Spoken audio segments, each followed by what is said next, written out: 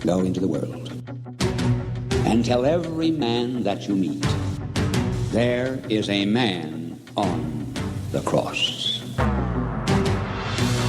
A Catholic Take. What you need to know right now. A bold synthesis of inspiration and information. Keeping you up to date on the news and issues from a courageous Catholic perspective. A Catholic Take with Joe McLean starts now. Praise be to Jesus Christ. Welcome back to A Catholic Take, a bold synthesis of information and inspiration. I'm your host, Joe McLean. It's so good to be on with you. Praise be to God. Hey, today we're going to be talking about Cardinal Newman a wee bit. He's, as you know, he's been made Doctor of the Church. He's going to be announced that by Pope Leo XIV. But there are a lot of debates going on about Cardinal Newman. They say, hey, his development of doctrine can be used by all the wrong people to support all the wrong things. In fact, his development of doctrine has been cited for things like Fiducia Supplicans, Amoris Laetitia, and others. Some say you can use his teaching to suggest that teaching itself can change over time. Is that true? Well, we've invited Mark Lambert from Catholic Unscripted to be on the team. He's got a great article over there, Hijacked Development, which we're going to link to in the show notes for you, but we're going to get into it today. Praise be to God. Is Cardinal Henry Newman the guy that we should avoid, or is Cardinal Henry Newman the guy we should embrace when it comes to the development of doctrine? All that at 30 past the hour. We're also going to get into the Texas outlaw makers. Oh, isn't that fun? Praise be to God. Hey, the governor of Texas has once tried to arrest these lawmakers that have flown the state, flown the coop. They've fled to places like New York, for instance, to seek refuge in order to avoid a quorum, in order to avoid redistricting, in order to avoid giving the Republicans an advantage in the state, especially in the midterms. Even Donald Trump said the FBI should get involved, and now there's a lawsuit going. We're going to get Brent Haynes on the team at 30 past the hour to have that conversation. And we'll post links to everything we discussed today in the show notes for you at thestationofthecross.com/ACT. Got a lot to get to today. We'd be grateful if you would share us with a friend. Let's pray. In the name of the Father, the Son, and the Holy Ghost. Amen. Remember, O most gracious Virgin Mary, that never was it known that anyone who fled to thy protection, implored thy help, or sought thine intercession was left unaided. Inspired by this confidence, I fly unto thee, O Virgin of Virgins, my mother. To thee do I come, before thee I stand, sinful and sorrowful. O Mother of the Word incarnate, despise not my petitions, but in thy mercy hear and answer me. Amen. In the name of the Father, the Son, and the Holy Ghost, and now your saint of the day. Saint Cajetan, pray for us. Cajetan was born in the year of our Lord 1480 to a pious noble Venetian couple. His mother placed him under the protection of Our Lady, and he was such a devout child that from an early age he was already called the Saint. Cajetan studied law in Padua and served Pope Julius II in Rome, where he was eventually ordained. After the pontiff's death, Cajetan resigned his position and returned to Venice to serve the poor. After returning to Rome, Cajetan was inspired to begin a new priestly order, in opposition to the shocking corruption rampant in the Church at the time, and particularly in the Eternal City. The Congregation of Clerics Regular is more commonly known as the Theatines, because one of Cajetan's first companions and the first superior of the order, the future Pope Paul IV, was then Bishop of Theate, or Chieti. During the infamous sack of Rome by mutinous heretic soldiers, the Theatines fled to Venice, where they helped St. Jerome Emiliani begin his own order. After serving 2 terms himself as superior of the Theatines, Cajetan died in Naples in the year of our Lord 1547. For more about this day and others in the Church's calendar, visit thestationofthecross.com/saintsandseasons. Saint Cajetan, pray for us. And now your headline news. Just the News reports Trump to meet Putin possibly next week. President Donald Trump may soon meet with Russian President Vladimir Putin to discuss a possible resolution to the Ukraine war.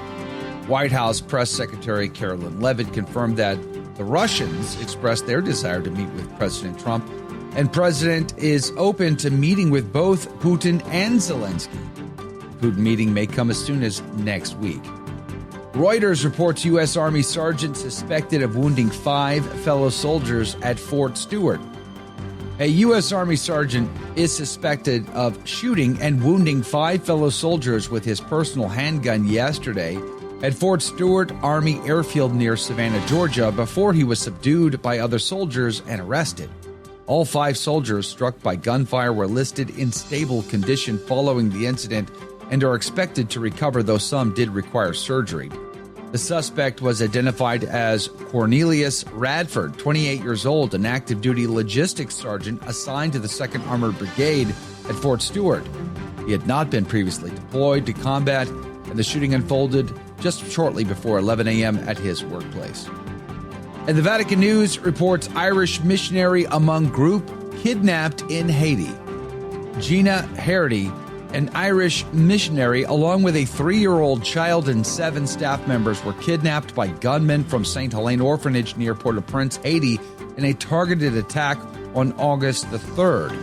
The incident has heightened concern amid Haiti's ongoing gang violence, with Irish authorities urging Haitian officials to secure the group's release. Let's pray for their release. Those are your headline news. The gospel today comes to us from Matthew chapter 16, verses 13 through 23. And Jesus came into the quarters of Caesarea Philippi, and he asked his disciples, "Whom do men say that the Son of Man is?" But they said, "Some John the Baptist, and others some Elias, and others Jeremiah or one of the prophets." And Jesus said to them, "But whom do you say that I am?" Simon Peter answered and said, "Thou art the Christ, the Son of the living God." And Jesus answering said to him, "Blessed art thou, Simon Bar-Jonah, because flesh and blood hath not revealed it to thee, but my Father who is in heaven. And I say to thee that thou art Peter, and upon this rock I will build my church, and the gates of hell shall not prevail against it. And I will give to thee the keys of the kingdom of heaven, and whatsoever thou shalt bind upon earth, it shall be bound also in heaven, and whatsoever thou shalt loose upon earth, it shall be loosed also in heaven." Then he commanded his disciples that they should tell no one that he was Jesus the Christ. From that time, Jesus began to show to his disciples that he must go to Jerusalem and suffer many things from the ancients and scribes and chief priests, and be put to death, and the 3rd day rise again. And Peter, taking him, began to rebuke him, saying, "Lord, be it far from thee. This shall not be unto thee." Who turning said to Peter, "Go behind me, Satan.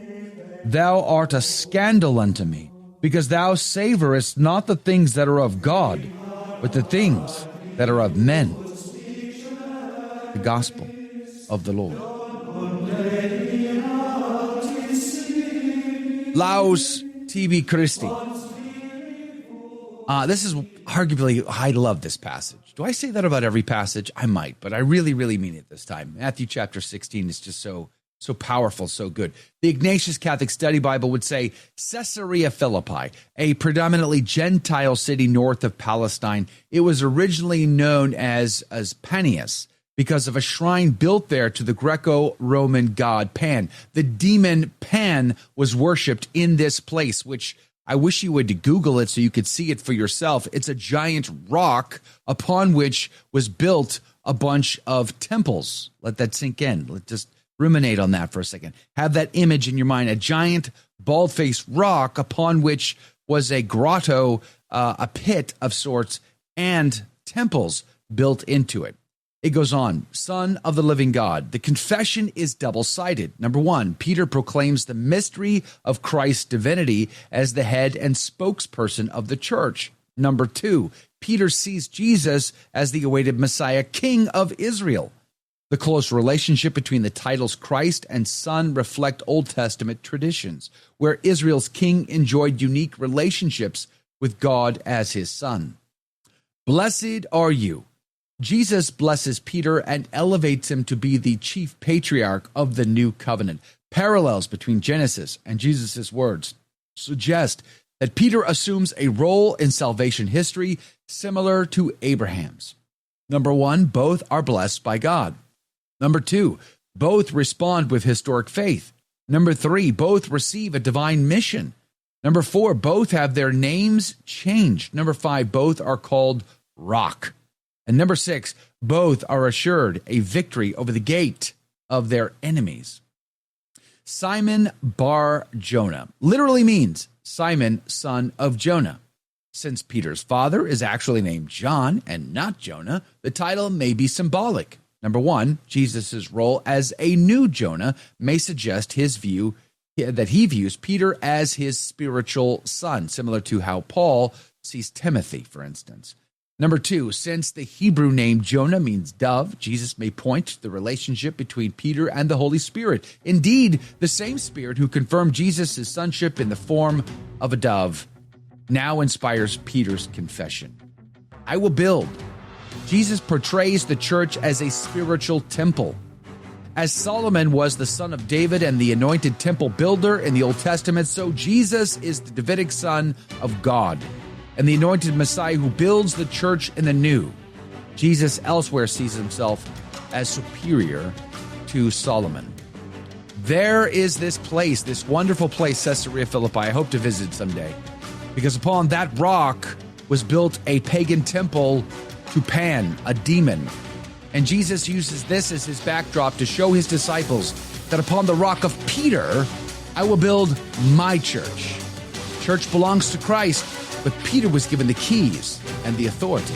Be back in 2 minutes. Did you know you can help evangelize simply by using your cell phone? The Station of the Cross is partnering with iCatholic Mobile, America's only Catholic mobile phone company. When you join iCatholic Mobile, a portion of every dollar will support our programming. Plus, you'll enjoy great service with iCatholic Unlimited 5G data, text and talk. With iCatholic Mobile, you can stay connected with family and friends while also spreading the truth of Jesus Christ with clarity and charity. Join today at iCatholicMobile.com. I'm so glad that iCatholic Mobile is on the team. iCatholicMobile.com, friend of the show, friend of the Station of the Cross Catholic Media Network. And we are so proud to be on the same team with iCatholicMobile.com. They are a wireless company, 5G, unlimited data, great service, fantastic. But honestly, my wife just loves that her phone company is Catholic. Is yours? Is your cell phone company Catholic? I'm just curious. I'm just wondering. Hey, iCatholicMobile.com. You can check them out for more details. Thank you, iCatholicMobile.com, for all of your support for what we do. Coming up at 30 past the hour, we're going to have Catholic Unscripted's Mark Lambert back on the team. Let's talk about Cardinal John Henry Newman. Is he being hijacked? Is his development of doctrine being used to make excuses for modernist ideologies to creep in to Holy Mother Church? And is that the reason to not make him a doctor of the church? We'll have that conversation at 30 past the hour. Lots of stories in the news that are of great concern to us, especially as a Texan. I live in Texas. I grew up in Texas. And these Texas outlaw makers that have fled the People's Republic of Texas to New York, of all places, to find refuge is a very interesting turn of events in 2025. Brent Haynes, friend of the show, Catholic and freedom fighter, is on the team to talk about it. Good morning to you, Brent. Thanks for your time. Good morning, Joe. Good morning, everyone. All right. So there's been a development here. Speaking of developments of doctrine, developments of law doctrine, I suppose, in Texas. At first, they fled to avoid the quorum. Then there was calls for their arrest. I don't know that that's legal. I'd like to get your opinion on that. Even Donald Trump wanted to get the FBI involved in dragging them back to Texas to force them to vote so they can redistrict for the upcoming midterms. And then now it looks like it's just a lawsuit. So what is the story here? All right, let's start at the beginning, Joe. First of all, normally redistricting for congressional districts is done every 10 years after the census that is mandated by the U.S. Constitution. And the purpose of that is to make sure that the House of Representatives distributes membership according to the population of the states. So states that gain in population, such as Texas has in recent years, get more members of the House of Representatives, and states that lose population lose members of the House of Representatives. Meanwhile, the Senate, of course, because it is a different kind of mediating institution, is simply represented. Every state is represented with two members in the United States Senate. What has happened here is the last census was done in 2020 and Texas redistricted. But here's what has happened. Since 2020, since the last national official census mandated by the U.S. Constitution, the Texas population has grown by more than 2 million people. That is a 7% increase in 4 years. In demographic terms, that is extremely significant.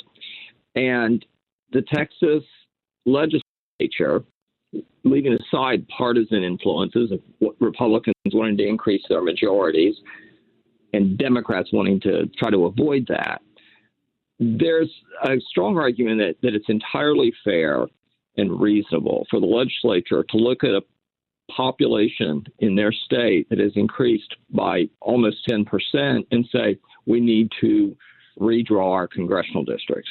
Now, look, here's the story about redistricting, or what's called gerrymandering, which is drawing districts so that they favor one party or the other. Joe, gerrymandering is a tradition that is almost as old as the country itself. It is done by both parties.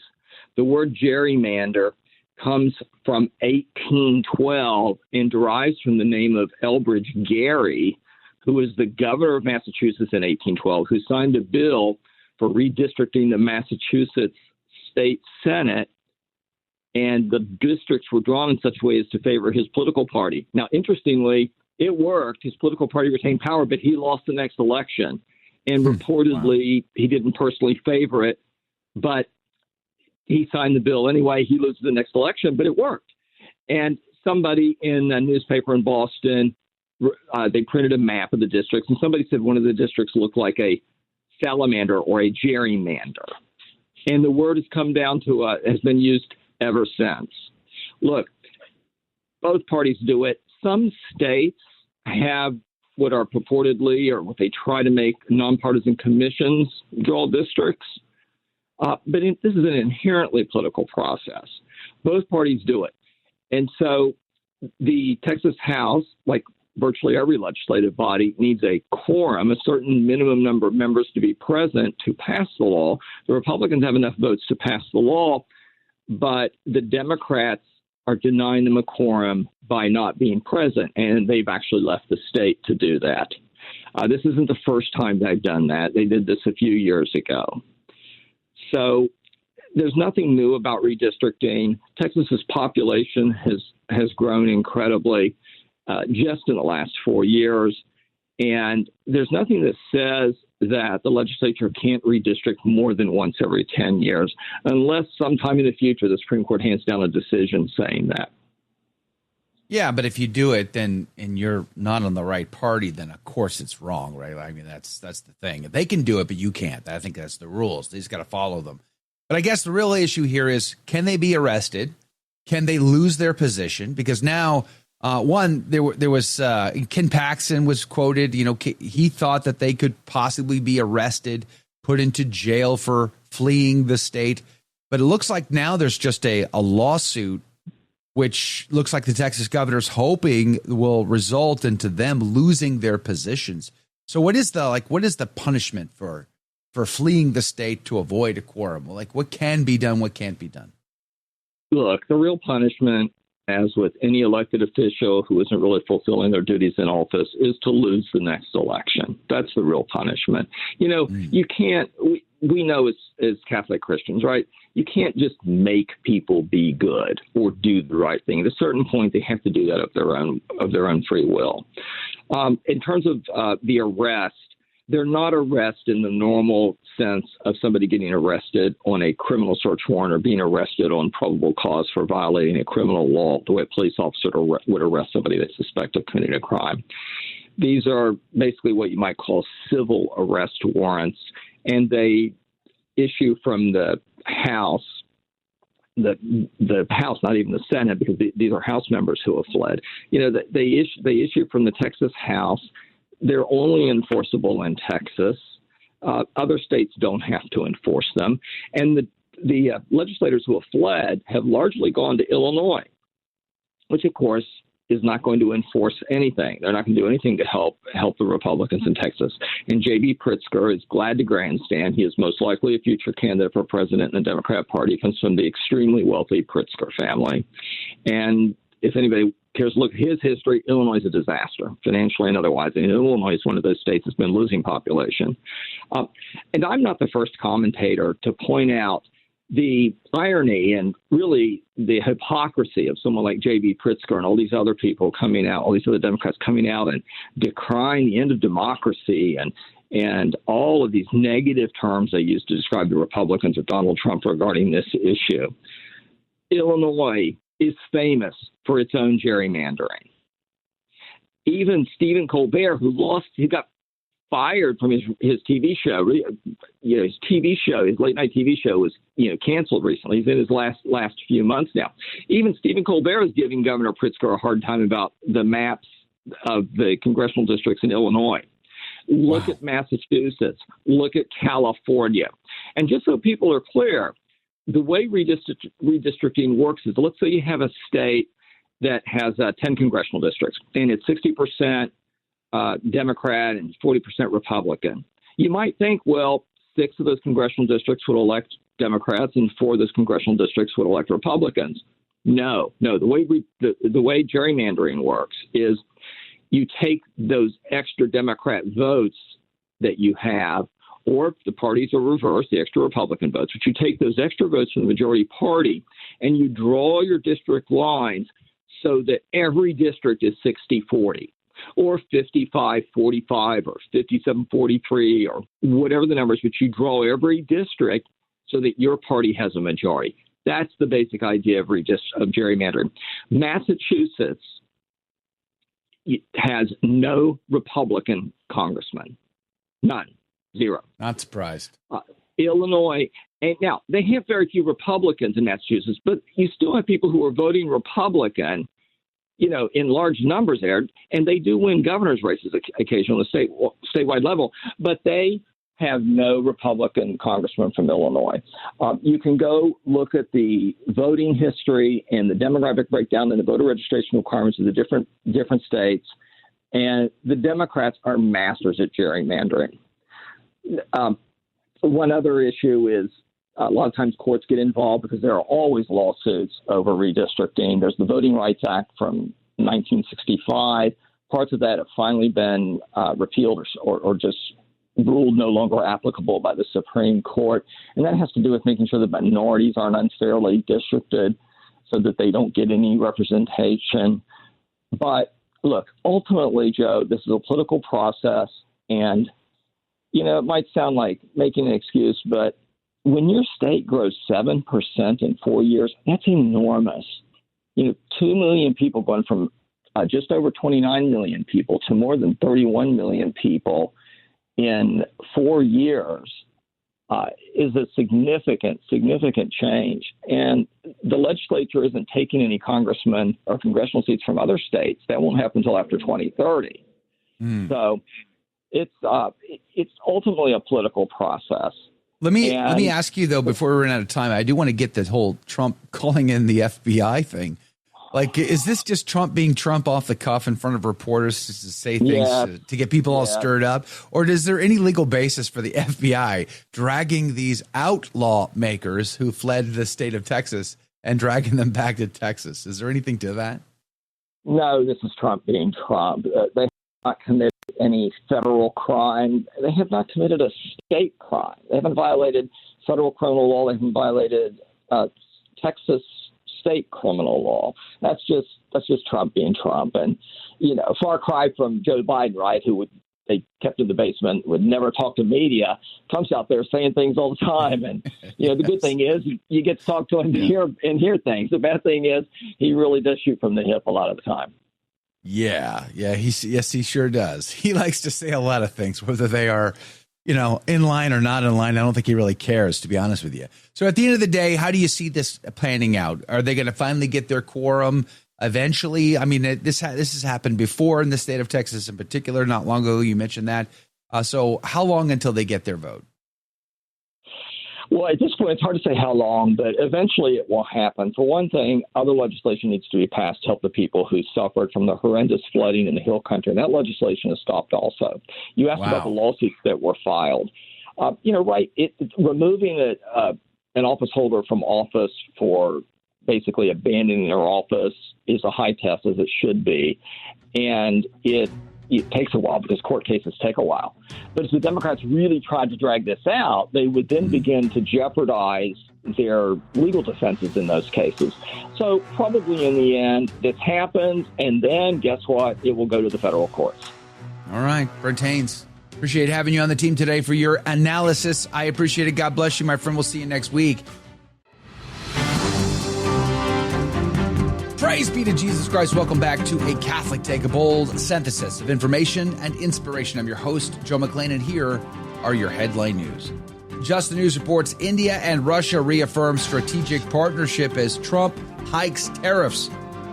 India and Russia yesterday committed to what New Delhi called a strategic partnership for economic development, including cooperation in aerospace science and technology, and opportunities in rare earth and critical minerals extraction, underground coal gasification, and creation of modern industrial infrastructure. That's a mouthful.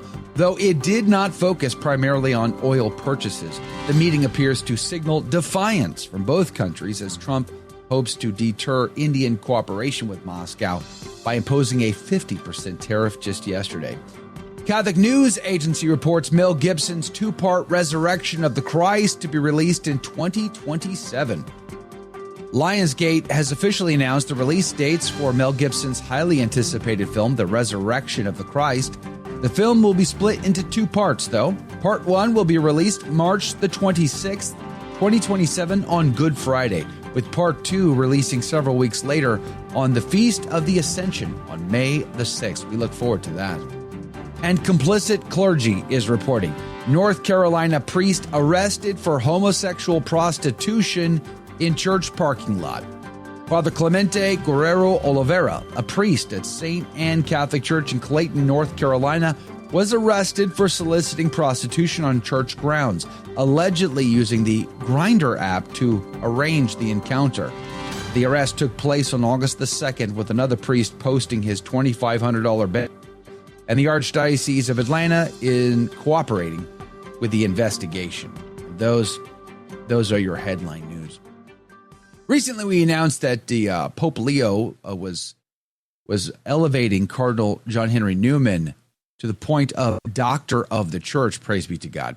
And over at CatholicUnscripted.com, there's a couple of great articles, but the one I want to focus on is Hijacked Development, Rescuing Newman from Misuse in the Church's Moral Crisis. All the way from sunny Malta this morning, Mark Lambert joins the team. Good morning to you, Mark. Thank you for your time. Hey, Joe. Good to be with you. Praise be to Malta. Looks beautiful behind you. I'm just like, are you rested? You got suntan, or how's it going? Well, we've only just arrived. We got an early flight yesterday from London. We had to get up about 2 a.m. So today we're just chilling out. We've been coming here for about 25 years. So we're very familiar with the island and its environs. Obviously, it's a very important place from Catholics, for Catholics, mentioned in Acts. So we're very lucky. We've got great connections here. Yeah, it's a great island. So let's talk about John Henry Newman. Speaking of Catholics, English Catholics in particular, I imagine we're quite happy to hear the news that he was finally being elevated to a doctor of the church. What is your initial reaction? Yeah, I think there's a great sense of joy, to be honest, that this is taking place, and a recognition of Newman's incredible intellect and contribution, especially the fact that obviously as a convert, he's got there's an incredible influence that he has on our separated brethren. So I think that's very important. But I'm really grateful to you for highlighting this particular piece, which was written by a friend of ours, Stephen Morgan, who's probably the greatest Newman scholar alive at the moment. His doctoral thesis is based on Newman. And I think it's important that we highlight this article and what's being said here, particularly because his legacy is being hijacked. by Pope Francis, and particularly by Pope Francis, as the article specifies. Victor Fernandez and Cardinal St both cited Newman as justification for changes in doctrine, and that is the opposite of Newman's legacy. So I think the reason that this article is so important is because it lays out in no uncertain terms the fact that that is not what Newman was all about, and that if you are pushing that particular trajectory, then you're intellectually incoherent. We need to really focus on that and make sure that it's, anyone trying to manipulate Newman's legacy in this way is, shown to be a liar.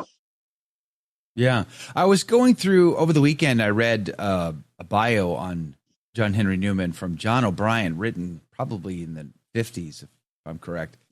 And, it really illustrates just how much sacrifice John Henry Newman made to become Catholic, leaving his beloved Oxford. I mean, it was his heart, Oxford. And to have to give it all up, to give up his friends, his connections, his own sister begged him not to do it.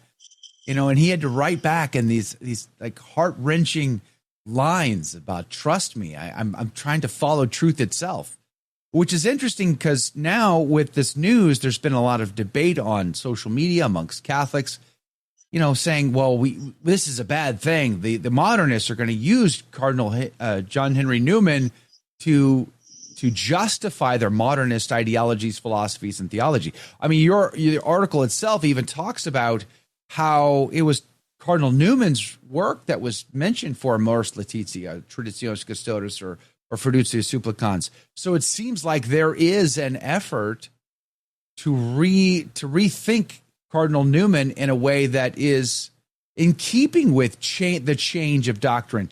And yet it was his critique of Anglicanism and their changing that he had to fight against, and had to make the decision to give up and give everything up in order to pursue that great pearl of price, right?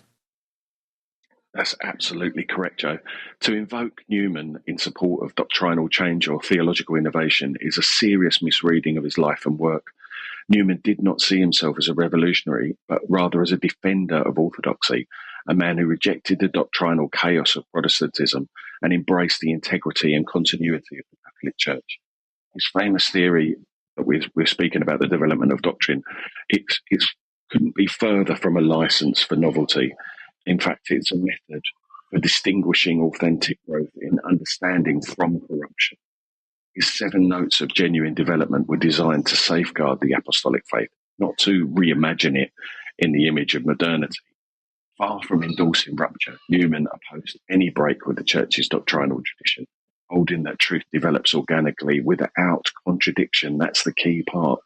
To use Newman today as a mascot for progressive interpretations of Catholic teaching is to betray both his intellectual rigor and his spiritual journey, a journey that, as you said, has massive consequences in his own personal life.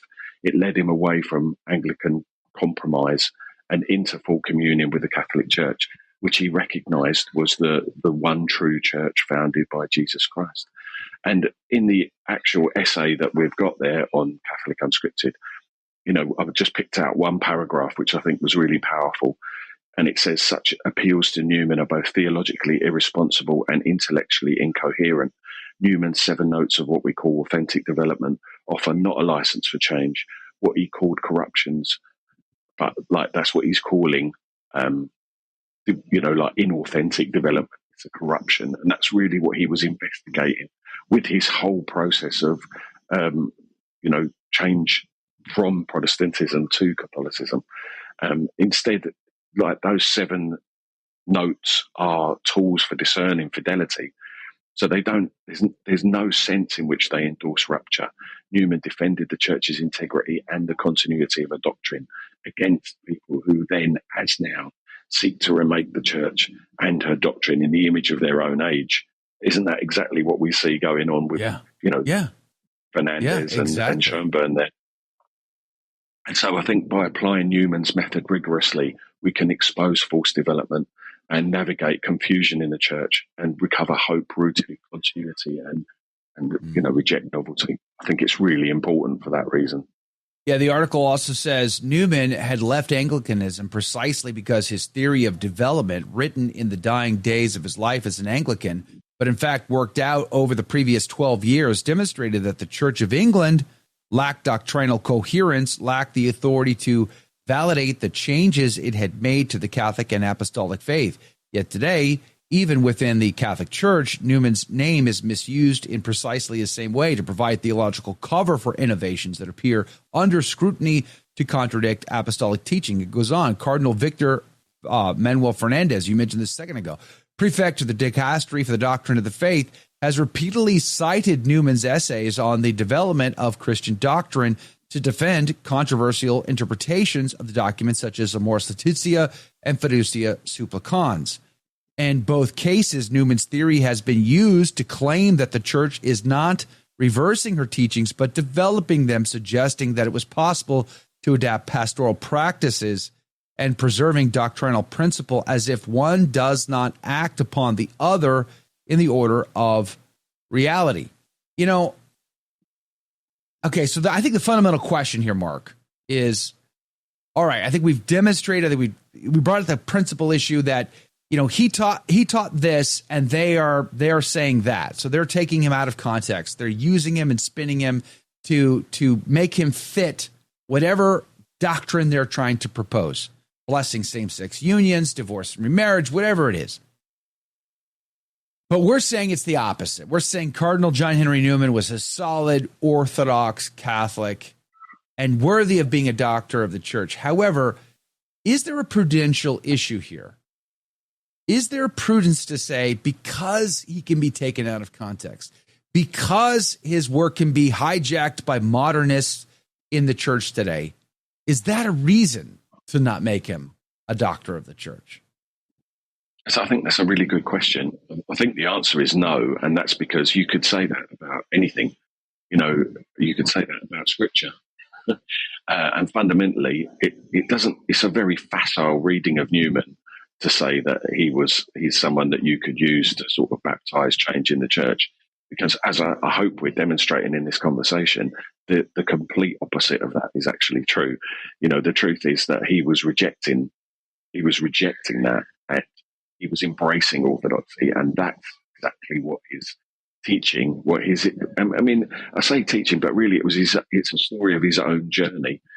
He set out to prove that Catholicism was wrong. And you did a brilliant walk and talk that I really enjoyed, where you drew parallels with your own experience. And in order to prove that the church was wrong, he started reading the church fathers.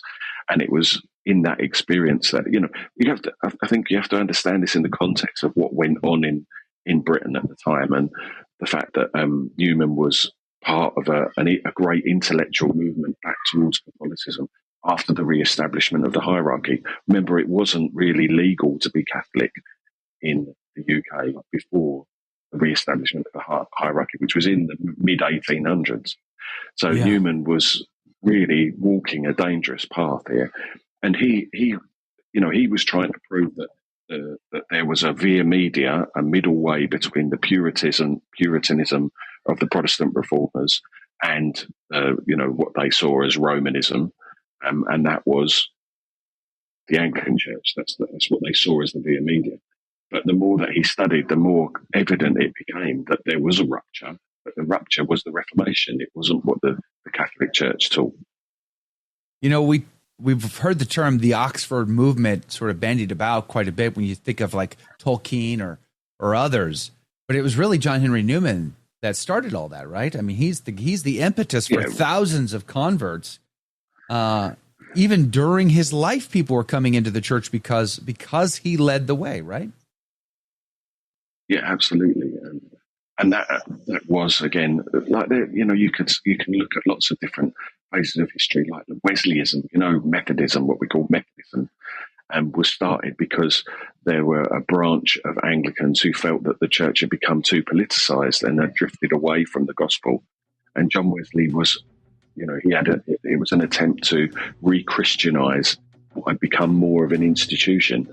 You have to remember the importance of the church, like in England. That England is Mary's dowry, that it was the most country in the world before the Reformation. So it's always had a really important part to play in the faith, and still, I believe, it's got a really important part to play. We're talking about Cardinal John Henry Newman being hijacked by nefarious characters to purport to make it okay to have doctrines that change over time, from something orthodox and true to something, let's say, bad, like blessing same-sex couples, for instance, or allowing divorced and remarried people to just go to communion whenever they feel like it, and they're up to it, right? Those kinds of things. We've been talking about that with Mark Lambert in this article over at CatholicUnscripted.com, Hijacked Development. Mark, welcome back from sunny Malta. Praise be to God. I want to read this. I found this is also interesting, a little connection to another story we've been talking about on the show recently, and that is the firing of some Orthodox professors out of Sacred Heart Seminary in Detroit. The article we're talking about today says the July 2025 firings of theologians Ralph Martin, Eduardo Echevarria, and the canonist Edward Peters, each of whom had publicly criticized Amoris Laetitia and Fiducia Supplicans, underscore this concern. Notably, Echevarria, a respected Newman scholar, had used Newman's 7 notes to argue that these documents constituted reversals, not developments. The message is clear. Fidelity to Newman's actual method may now be career-ending in some theological circles. Let that sink in. This method, you talked about it a little bit in the last segment, Mark. I was hoping that you might take us through. What can you just give us the elevator pitch? What are the 7? What is his method? What are these 7 criteria that Newman developed in order to analyze doctrine that develops over time? Yeah, so, basically he developed 7 what he called notes, but really, I suppose, are tests. They're a kind of test. The first one is preservation of type, the idea that the essential form of the doctrine must remain intact. Okay, so, straight away you can see that both of the examples you've given fall down on first testing. The second one is the continuity of principles. So that's the idea that developments must be rooted in long-standing theological foundations. The third one is the power of assimilation, that new expressions must be harmonized without any form of contradiction. The fourth one is logical sequence, the idea that developments must arise naturally and rationally from previous doctrine. The fifth one is anticipation of its future, so signs of the development should exist in earlier tradition. It's not an innovation. The sixth one is conservation of action on its past. Developments should protect and deepen earlier teachings. And the seventh one is chronic vigour. The development must bear fruit over time and not provoke decay or confusion, which seems extremely pertinent after the 12 years of Francis's pontificate, isn't it? Right. Yeah. Jesus Christ is the same yesterday, today, and forever. That's St. Paul in his letter to the Hebrews. And it seems like Cardinal Newman is embracing that at its core. He recognizes that it has to be rooted. It has to be. We can understand more of it tomorrow than we understood of it today, but there wasn't something new tomorrow as previous compared to the previous day. It was there. We just didn't understand it, but now we understand it better. That seems rather contrasted to the kinds of talk we've had over the past 12, 13 years in the Francis pontificate. This rush by so many within the hierarchy of the church who want to embrace these novel ideas, which is still plaguing the German bishops' conference today. The synodal way still seems to be a real plague upon the church in Germany today as a result of what we're talking about, right? And basically it's obvious that they're cutting themselves off. They see secular reality as more important, whatever's going on in the secular world as much more important than unity with the church, the universal church. And these are basic principles for theologians that we all understand. St. Anselm defined theology as fides quorens intellect, by seeking understanding. It isn't making up new stuff. An old friend, I was at a meeting, a Catenian meeting. It's a Catholic gentlemen's society that exists over here. And one of the guys said to me, theology, that's just making stuff up. Nothing could be further from the truth. Theology is working out what was actually meant. And as you say, it's not that we're discovering new things. Well, we're learning, we're gaining new insights from the deposit of faith. So our faith is apostolic in nature. It was given to us by Jesus and the apostles. And no pope, no bishop has got the right to change that faith. Catechesis comes from the word echo. And really all that we are all supposed to be doing is handing on that treasure that's been given to us by Christ and the apostles to the next generation. You know what else I don't like about modernists and sort of their reinterpretation of things from the past is their smugness and arrogance towards ancient peoples. Oh, they couldn't have known. Oh, there's no way they knew. They're not that smart. They're not as sophisticated as us. They don't have as many tools as we have today. I mean, are you kidding me? The Romans measured their roads. They had underground plumbing. I mean, what are you even talking about? They moved obelisks from Egypt to Rome by boat. Do you have any idea how much these things weigh? Like, you're out of your mind. They're so incredibly sophisticated, the ancient peoples. But they want to paint them as though they're like Neanderthals, dragging their hands on the ground, and that is why they didn't accept homosexuality or some other kind of thing. And it really smacks as smug and arrogant, doesn't it? We're lost. And look at the reception of Vidicius applicants, and the African continent rejected it, and they were just dismissed as having a different cultural basis. I mean, in what sense is this Catholicism? In what sense is this the universal faith? If whole continents now have got, you have to look at the Africans and say, that we've evangelized Africa. We've taken that. Our missionaries have gone out there, and now they understand the faith better than us. I don't know how that. This is the point, really, Joan. This is what I'm trying to get across. These people should be embarrassed for doing this, for manipulating Newman in this way, and we have to get that message across.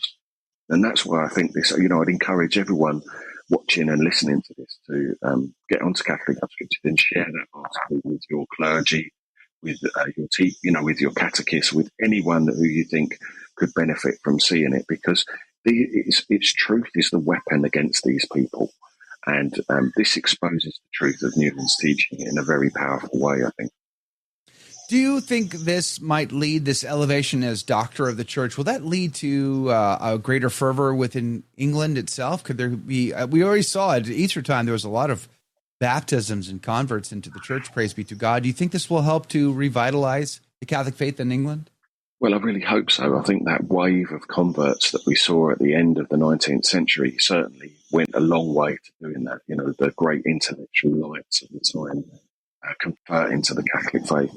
I really hope that this will reinvigorate that discussion, a real intellectual analysis of what it means to be Catholic, and the way that affects our society and our culture in such a positive way. The way, that is what built our culture, is what gave us all the wonderful freedoms and structures that we enjoy in our country today. And, we need to really embrace that and start to rebuild on that basis, I think, instead of constantly breaking it down and rejecting it. Yeah. There's a lot of great content over at CatholicUnscripted.com. And there's some specific to John Henry Newman that I want to point everybody to. There's another article over there behind the paywall. So if you're a member, if you support them, then you can get access to it. Heart speaks to heart, mind to mind. That just got posted. And I know you guys have had some podcasts on the topic as well. CatholicUnscripted.com is the website. We'll put a link to it in the show notes. But Mark Lambert from sunny Malta, praise be to God. Hey, avoid the snakes. Just a pro tip, avoid the snakes on the island of Malta. It's not, unless, of course, you've gone to confession, you're living in a state of grace, and you're like St. Paul. Then it's okay. Pick them up and play with them all you want. Otherwise, I just steer clear. Mark Lambert, glad you're here. Thanks for taking time out of your family's vacation to hang out with us. No worries, Joe. Thank you for having me. And we're back. Welcome to the after show, everyone. Good morning, everybody. Malta. I'd love to go to Malta someday. Me too. It'd be amazing. Wouldn't that be amazing? That'd be amazing. Damon, good morning to you. Praise be to God. James, 16897. Good morning, Eileen. Good morning to you. T-Storm is here. Good morning. Praise be to God. Mike K. from sunny Virginia. Good morning to you. Low Key. Joe, correction to your statement. Oh, boy. The Republican head of Texas House let them out. He worked with Hakeem Jeffries to do it. What? You're saying the Republican head of Texas House is collaborating with the Democrats? Is that what you're saying, Loki? So you're saying he should also be arrested? Is that what I wonder. Nobody's going to get arrested. This is not how it goes. Massachusetts, of course. I mean, the gift that keeps on giving since 1776. Could things have turned out differently if it wasn't for the Boston colony? I think it could have. I think we might be looking at a different America today if it wasn't for the Boston colony in particular. Kind of a thorn in the side of the American colonies in some ways. And maybe in other ways it was like a beautiful gift. I don't know. Depends on how you see the Sons of Liberty. I'm looking through the Texas Rep. Harrison in Texas showed the Democrats still have their chairmanships of their different committees. They didn't even take those away yet. Well, because I guess the pendulum swings both ways, doesn't it? I mean, if they act too vitriolic, well, what would happen when the Democrats are in charge? The same in return, right? That's why you don't let the Democrats get back in charge. I guess so. That's why you redistrict all the time, so they don't get back in charge. This is the problem, is imagine if the sides were reversed. Well, eventually the other side, who doesn't care about that, is just going to put you in a mass grave, and then it won't matter because the pendulum won't swing back because you'll be dead. That's what happens. That's what happens with leftists. So you need to stop thinking about our principled democracy, back and forth, even debate, and you just need to take power and keep it. Like that's what right wingers need to do. Take power and keep it. What was that night called? Remember that night that your buddy Hitler killed all of his enemies? What was that called? The night of I forget. The night of the butter knives, I think. It's something like that. Yes. It was eerily similar. I think it was about the butter knives. Seems like you got this idea from somebody. I actually got it from a Hispanic friend of mine. Really? Yes. Pritzker, little fella named Frank. Little fella named Frank. Yeah. Wasn't that little, but yeah. Why do you make fun of little people? I'm not. So he was a big man. Why do you hate little people? He was a great man of history. You hate little people, apparently. I don't know. Frank. Hey, I said he was a friend of mine. It's like in that movie Top Secret. I know a little German. Yes, he's standing over there. Pritzker joked about it on Colbert. The dishonesty is funny to them. Rhinos in Massachusetts. Massachusetts. You could have been great. You could have been. It's possible. You can be. You got to choose it, though. You got to choose it. And let's be honest, you've not chosen it. You just haven't. That's honest. I hate to really sound too down on Massachusetts. There's lots of beautiful things about Massachusetts. Don't get me wrong. But man, the one thing about moving back to New England that we're daydreaming about it a little bit right now.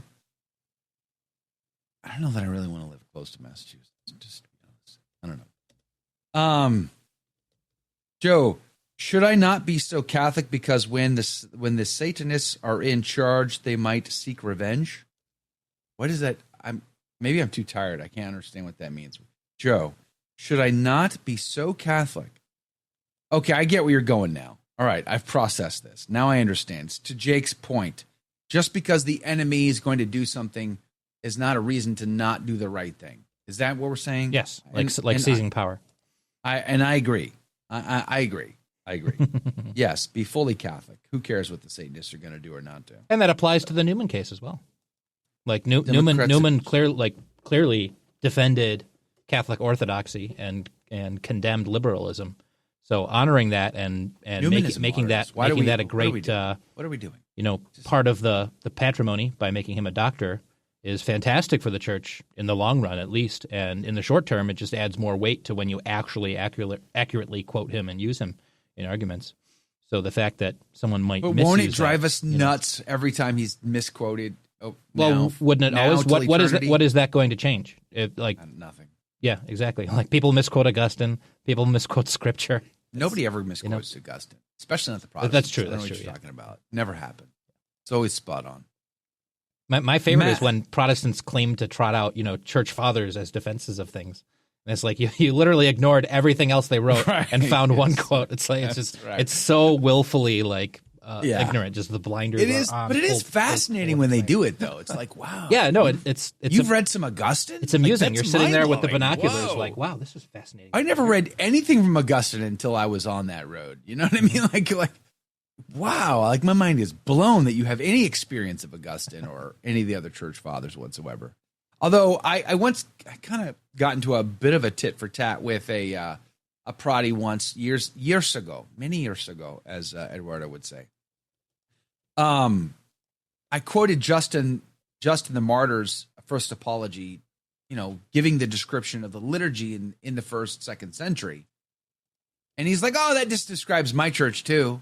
I'm like, how does it do that exactly? I mean, that doesn't make any sense to me whatsoever. So they just spin things all they want into whatever.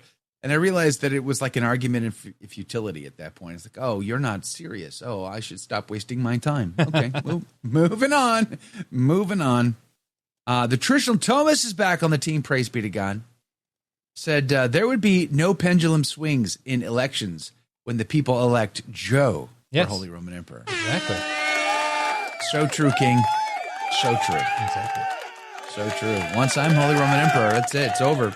Look at Joe adopting Zoomer slang. I'm you know what? There also won't be. There will not be any, hookup priests using Grindr for homosexual encounters in North Carolina. There also won't be that, or things happening in New Mexico or anywhere else, because we're going to make the Inquisition great again.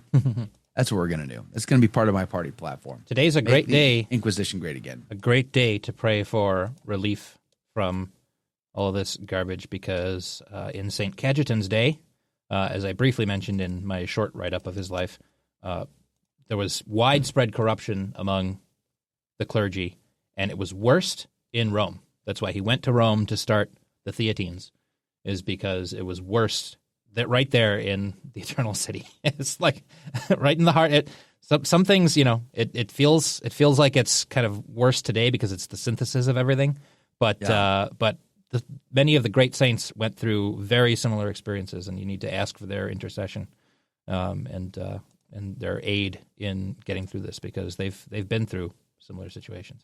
I have no idea what you just said. You said Cajetan's Day, and all I could think of was Henry V.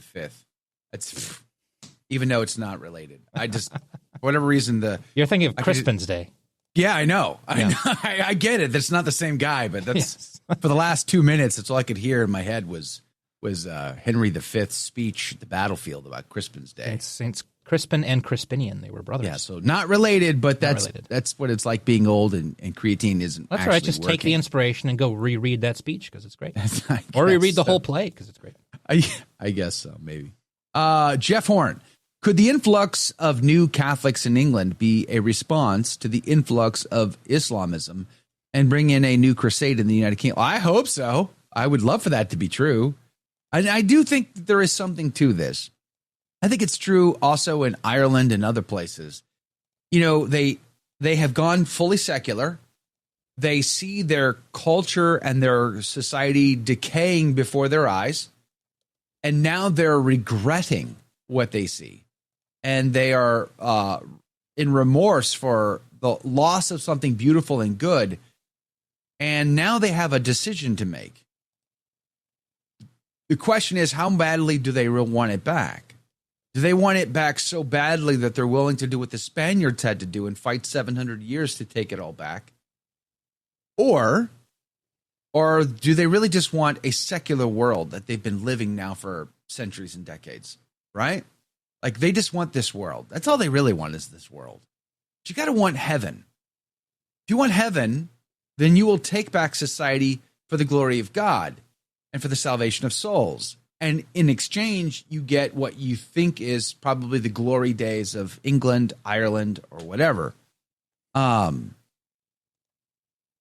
how badly do they want it? Or do they just really want it? They want the good times like they had, in the past, where there were less Muslims and everything felt more English by default, but you were actually just too lazy to defend and build your culture, and you just let it all go. And that is why you have the people in charge of you in the government making the decisions they're making. You put them there. But Joe, corrupt elections, whatever, you put them there. You put them there. And then they maximize their opportunity to stay. But you put them there to begin with. So if you don't like it, change it. You got to change it. You got to want it. You got to want to change it, just like the Spaniards. That's the thing. You need enough people to want to change it. We'll see. We'll see if that ever happens. Yeah, I don't think it will personally, but we'll see. I have my doubts. Look at Spain today. Spain took its country back. Yeah, but and look at it today. They let it go. Yep. They let it go again. They did not maintain it. They didn't. They maintained it for a little while.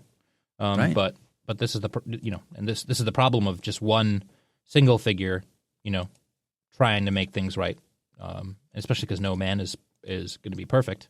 And there wasn't enough underneath, maintaining so that after he was gone, they could carry it forward. It just didn't last, unfortunately. Yeah. Well, you got to want it. Loki says, Joe, could Pope Leo call for a Catholic army to protect the Catholics there? He could. What would stop him from calling an army? Will he get an army? No, he won't get an army. Yeah. But he could call for one. And frankly, I would be just elated. I would probably just be so happy if he actually did that. He called for one. He stood up and said, you know what? I'm sick and tired of seeing Catholics slaughtered and murdered.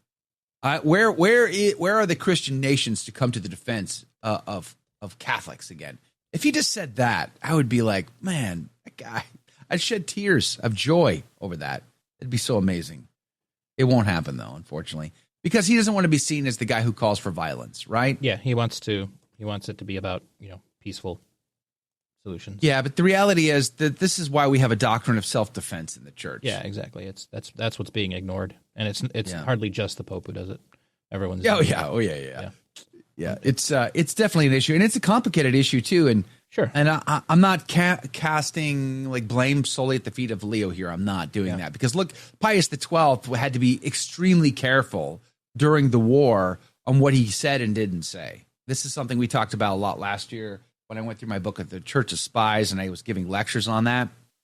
He publicly he would kind of do one thing, but behind the scenes he was definitely doing another thing. And he was doing what he could. And in fact, I've even brought it up. I've got, where is it? I've lost it.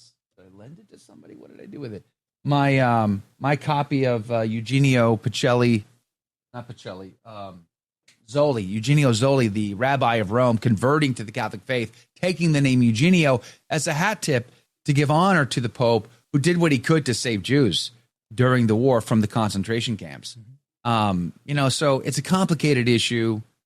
And a pope just speaking up, has serious ramifications that have to be taken very seriously, right? Yeah.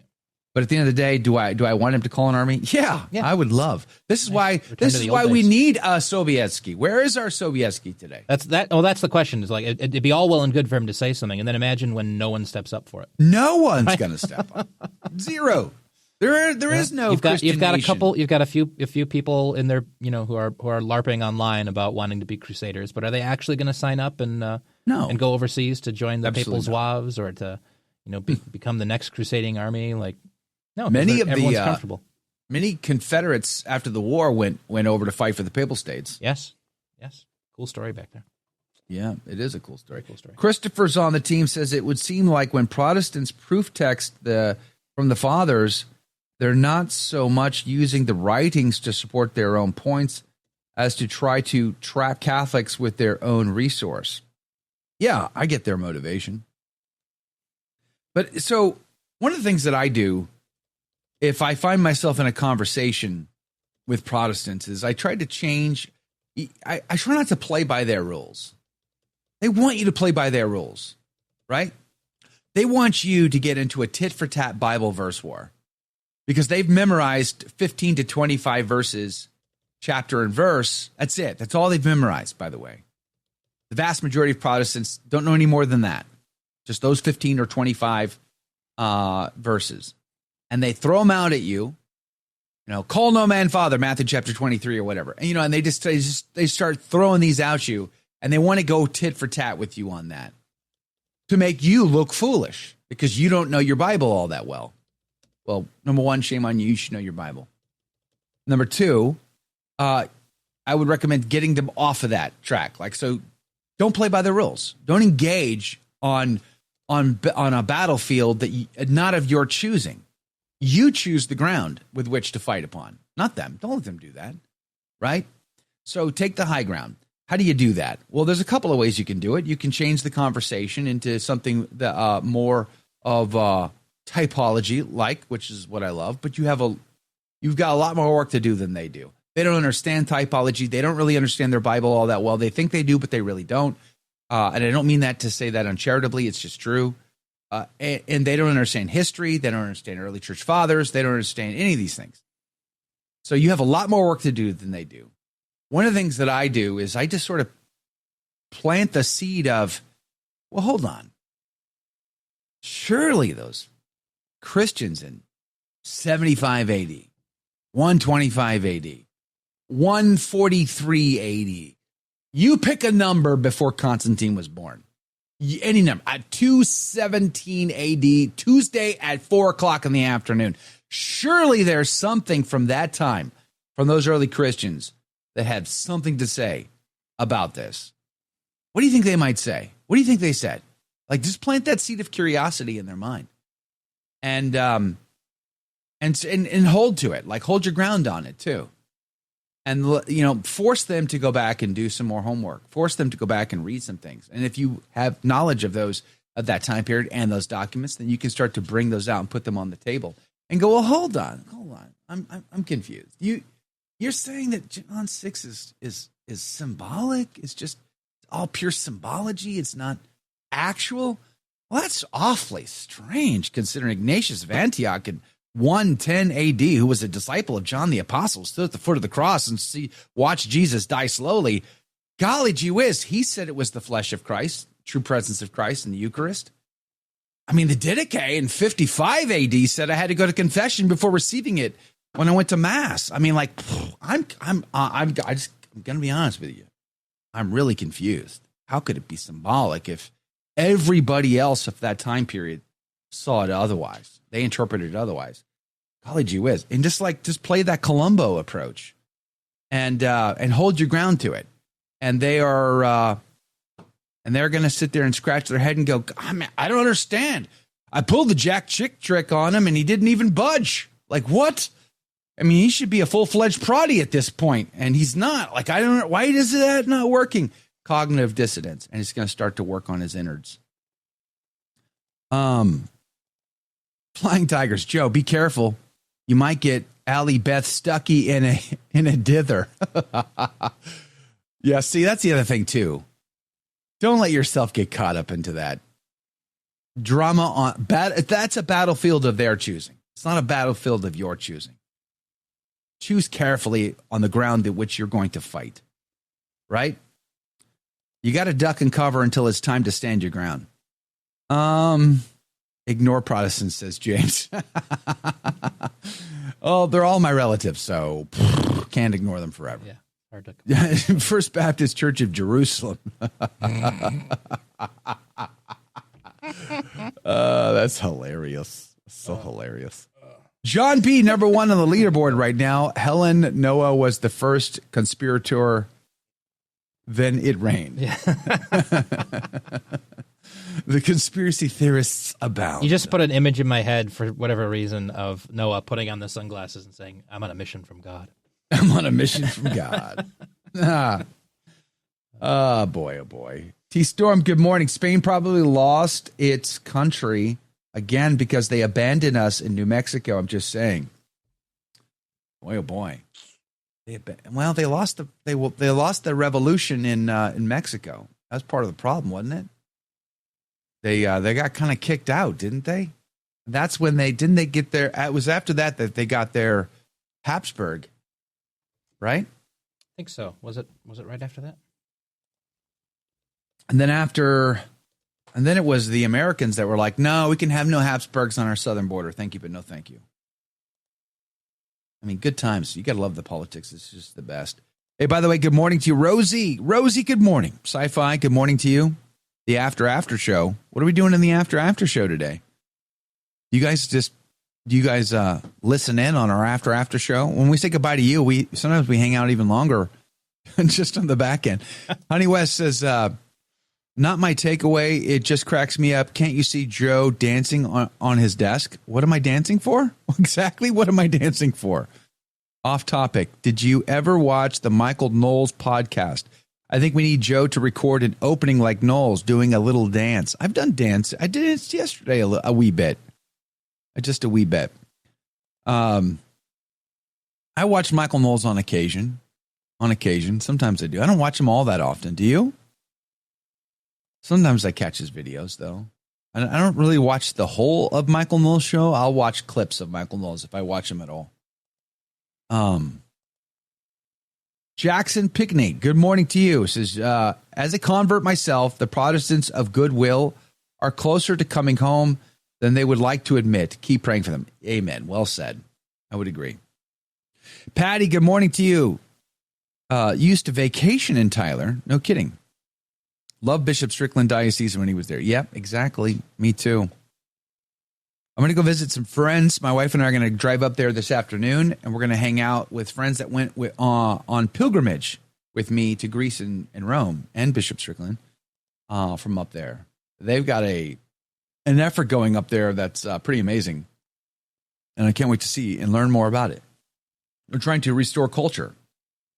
They're trying to restore tradition, and they're trying to build an organization that can help do that, and I think that's amazing. Alberto, good morning to you. Douglas, good morning. Beverly, good morning to you. John B., Helen Grace, praise be to God. Ecur, I never know how to say your name correctly, but says, good morning to you. Says, the modern media would seem to have forgotten the actions speak louder than words. They think it's the other way around. That's true. That is true. Lost Creole, spoiler alert, all monarchies are not the solutions. Garcia Moreno, whose 150th anniversary was yesterday, right? That he was martyred for the faith, proved an integralist republic can exist. Is that true? Did he prove that? I'm so glad we have one example of a saintly elected official to disprove the dozens and dozens and hundreds. You got John Fitzgerald Kennedy. You've got. I forgot about St. JFK. Yes, you got. There's an icon of him in every Irish home. You got J.D. Vance now. Like what? What are you talking about? That's the question: is which edit of J.D. Vance's face goes on the icon? Right. Oh yeah, all those good Catholics. Yes. Yeah, you got a ton of examples to choose from. I don't know what you mean by all of this. By the way, there's a great article over at the New Liturgical Movement. 150th anniversary of the martyrdom of Gabriel Garcia Moreno, president of Ecuador, daily mass goer. They put that as one word. Is that really one word? Mass goer? I guess so. Mass goer. Anything can be all one word if you want it. I know, but when you're old and you're not that smartest guy in the room and your creatine ain't working, you need to brush up on your German, Joe, and just adopt their is that what attitude. Yeah, just start combining words. Combining words like St. Paul, all one run-on sentence, just no punctuation whatsoever. No, no spaces. Make it all one word. That's the German way. It's great. Jawohl. Das ist gut. No? The traditional Thomist back on the team says Pope Leo could call an army and no one would show up. Joe could call an army and legions of crusaders. An entire legion of his best troops. This is the difference between ineffective versus leadership. Well said. Why do I always envision the traditional Thomist speaking like Antonio Banderas? He doesn't. Yeah, I don't know why. But he should. He should. Yeah, everyone should. Oh, yes, my friend. I just said it's a good thing that the traditional Thomist and Avoiding Babylon are not both in the chat at the same time because we. I don't think the chat would recover. That would disrupt the space-time continuum. It's just too much. It would rip, too much trolling. It would rip it, and we would be just like Inception. We'd get terminal sarcasm poisoning in the chat. Yeah, exactly. Oh, it wasn't Inception. What was the Matthew McConaughey film? The where like the things of what was that space film? Oh, Interstellar? Thank you. It'd be like Interstellar. It also wouldn't make any sense whatsoever. I got my friend, my screenwriter friend loves that movie. I'm like, that is what? Why? That movie, come on now. No more of this taking things out of chronological order. It doesn't make any sense. There's a reason why we have chronological order as a part of the natural design of the world, of existence. Joe hates prequels. Stop it. Stop. For all that is good and worthy, stop doing this stuff out of order. It makes no sense. I can deal with a prequel because it, as long as the movie itself is in chronological order, it's okay. And, anyway, I digress. He says Anthony would rip the space-time continuum, but Joe would fix it. I love this. We need a whole meme site. Really, I told you this is you're becoming our Chuck Norris. I feel bad for Chuck Norris if I'm being compared to him. I feel bad for him. That's pretty bad. He's fallen to an all new low if that's the case. Yeah. Rosie says, if representatives flee from their elective states, how can they represent the people they were elected from? They should lose their positions and have by elections. Well, I think that's what they want. They want them to lose their positions. I think that's the play. I just don't think it's going to happen. I just don't think they're going to lose their positions. We're going to find out that they're going to come back eventually, and there's going to be a compromise vote. Something will happen. I don't know. We'll find out. Phoebe Diggs, he's going to text Anthony right now, Jake. Thanks, Jake. Now you've done it. Now we're going to get Abate on the team. No, he's busy working. He's busy paving roads. He doesn't have time for this. Susie, number 1 on the leaderboard, says, no, Beverly, I'm on the East Coast. My brother lives in the West. Praise be to God. Truth, life, and fishing. Those are the coasts of Australia, by the way. Susie's from Australia. Now I got a tune about Australia. Susie, are you from Australia or New Zealand? I forget. Because there's a bunch of... Under. We've got a lot of folks from both places in our chat every morning. I think Texas Susie, does want to secede. Texas... There is a movement in Texas to secede. It's been around for a long time, but it never gets enough steam to actually get up off the ground. Secession is actually trickier than you think. Texas has a good shot at it overall, better than, say, Kansas or maybe even New York in many ways. Not all. We have an army, we have a navy, we have an air force, we have an economy. Mm-hmm. We have natural resources. To our benefit, so do a bunch of other states. There's no question, but we have a lot of things going for us. We actually have an economy that is significant enough on a world stage that we could leverage that for success. But it's incredibly complicated to secede. Yep. Once you start the dominoes of secession, what's to stop further secession? What do I mean by that? Well, do you think Austin wants to be in the People's Republic of Texas? No, Austin. Houston, maybe Tarrant County, and some of these Bexar County, they're not interested in being a part of a conservative country. So if Texas secedes, then why can't the city government of Austin secede from Texas? You see how complicated that can get very fast? And then you got counties, maybe neighborhoods. I mean, it could get really complicated fast. What about all the soldiers that are serving in American militaries right now that are from Texas? Would they be allowed to be given discharges so they can go to their home country of Texas? Probably not. Would they be allowed to cross that border and visit their family? Maybe, maybe not. What about all the money you've paid into Social Security? Do you lose it because you're a citizen of Texas? You see what I'm saying? What if you don't want... What if you're from Texas and you don't want your state to secede? Yes, you have to pack up and leave now. Are they going to give Fort Hood back to the United States, or do they keep it? And if not, do we get another Fort Sumter? And does that kick off yet another war? It's incredibly complicated. Well, the Social Security thing isn't that complicated because all the money you've put into Social Security has been spent on illegal immigrants already. So it doesn't exist anyway. Doesn't Sorry. exist. Mea culpa. You're right. What was I thinking? None of that is real anymore. I was thinking you were going to say, I'm we're afraid- just going to issue refund checks, Joe. No worries. I'm no afraid problem. that cost is sunk. I'm afraid that ship is sunk. It is no longer an issue. Don't even worry about it. Blessed Carl. Why is Blessed Carl being brought up? I'm not sure. Of happy memory? What's that? I'm not sure. I think it was in relation to just Me discussing being the political next leaders. emperor, just because I'm going to be his successor. Is that it? You're going to have a fist fight with Archduke With the Archduke. Edward. Yeah. He told me himself. He's not anywhere in Yeah. line for it. Yeah. He's like, no, I'm just So chilling. Why I'm would just he a- be mad at me? I'm just a cousin. He's just a distant cousin. He's got the life. He doesn't have to have the responsibility of being in line for the succession. Right, exactly. He just doesn't have hang to out. stress about it at all. He can enjoy the name Yes. and the family and everything else and not have to stress about it's people much better in to Austria wanting to kill him because they're afraid of it. Exactly. So good for him. I'm happy for him. And how sad is that his own people rejected them, right? Like it took, they wouldn't even let Empress Sita back in, right? Yep. Their sons had to renounce their own private interests in order to be able to go back to Austria before they died. Like, how sad is that? That's bloody tragic. It's vitriolic. It's vindictive. Mm-hmm.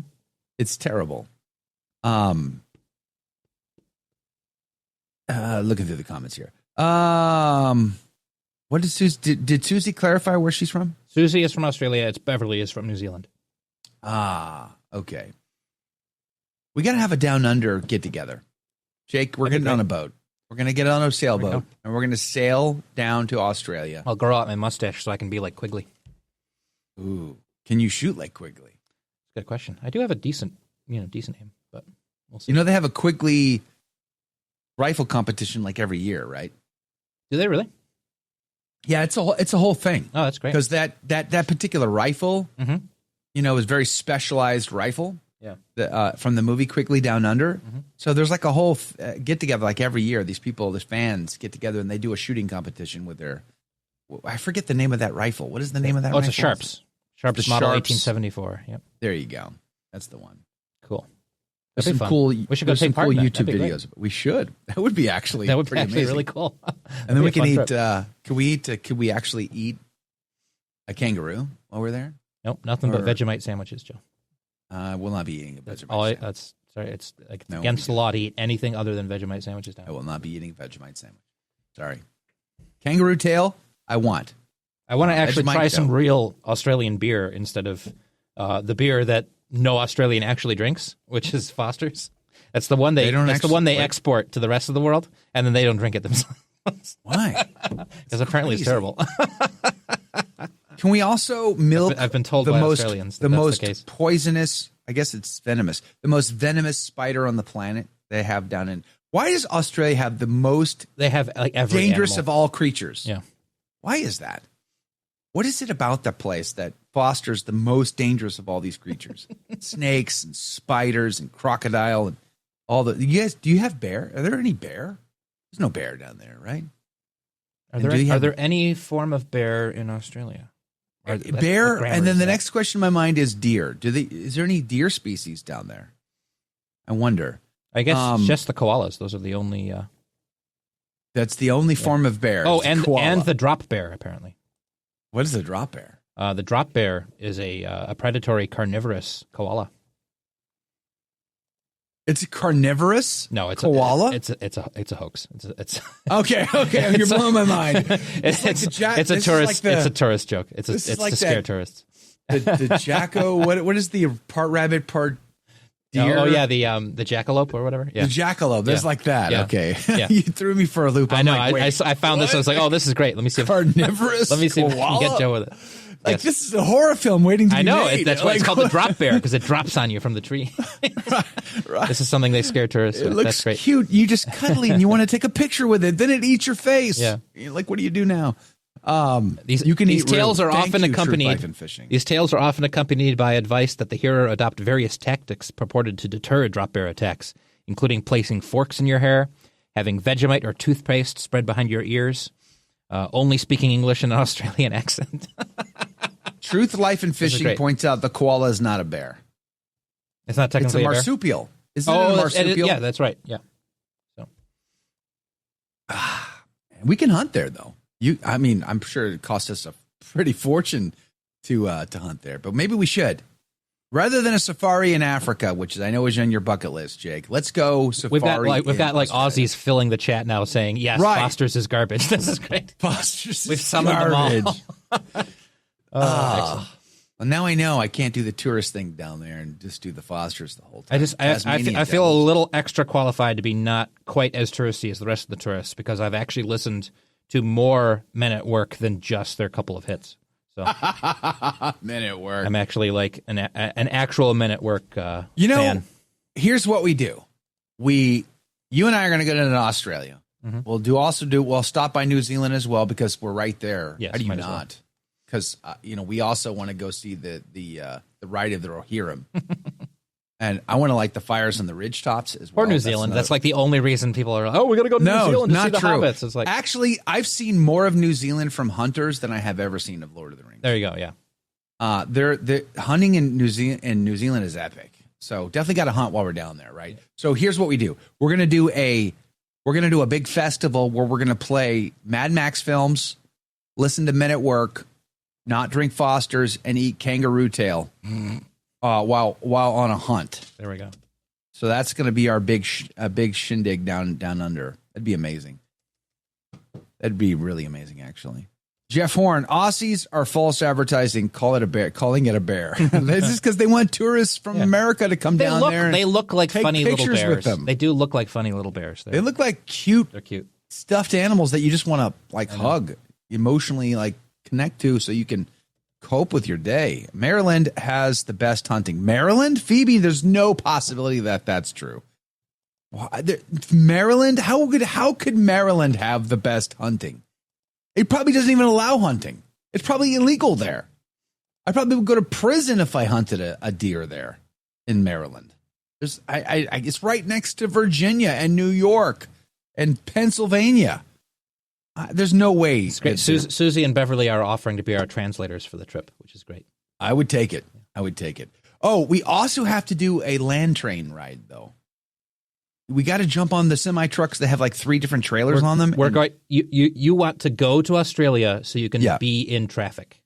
No. It's they drive them across the continent. What it is. They don't sit in traffic. They drive them across the continent. Yeah, you're driving in traffic. But they're 3 different tractor trailer beds. I've seen the Top Gear special where they go down to Australia. Yes, how amazing would that be? Where they try and catch a ride, try and herd sheep with across supercars. The continent of Australia on a land train. You tell me that wouldn't be epic. You'd be like that.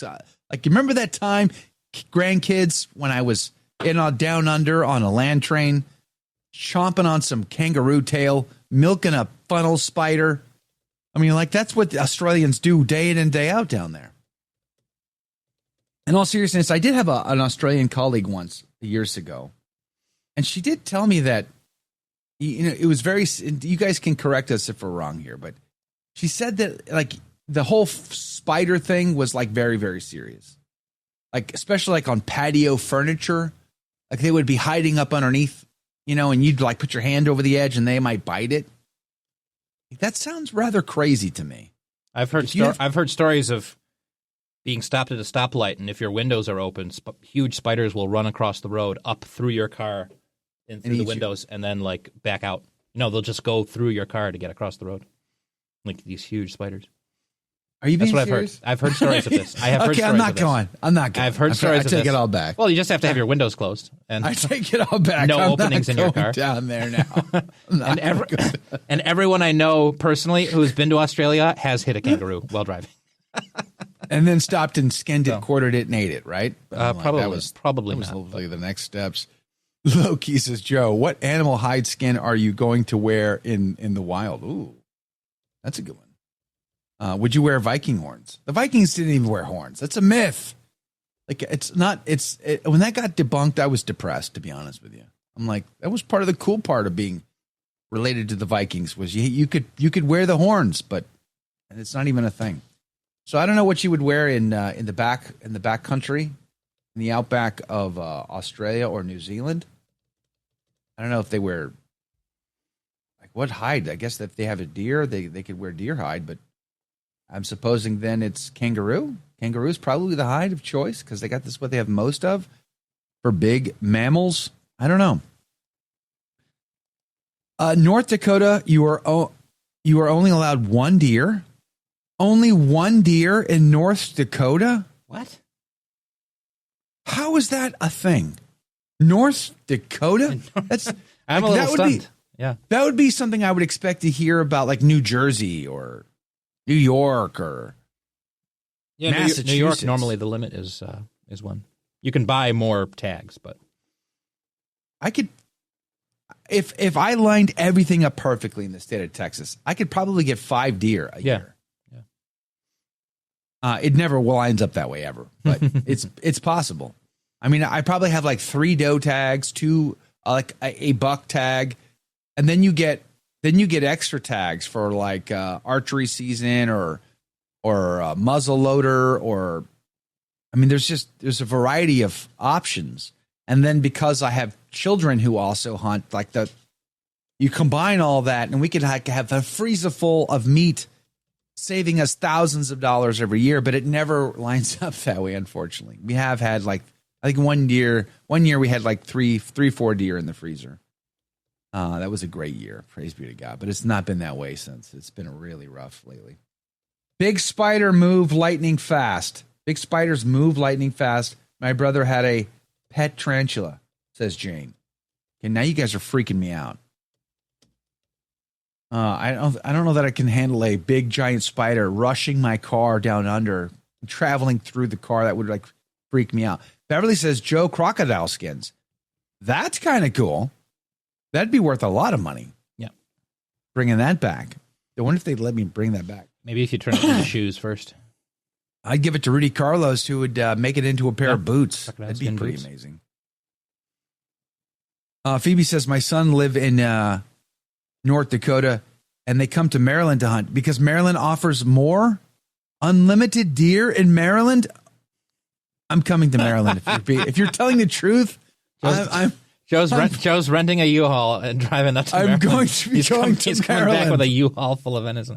What? He ain't leaving until the truck's full. Okay. It's nice to say. It's nice to say. It's a nice thing to say, hey, you can have all the deer you like. Yeah, no problem. Okay, where do I hunt again? Oh, well, that's your problem, not mine.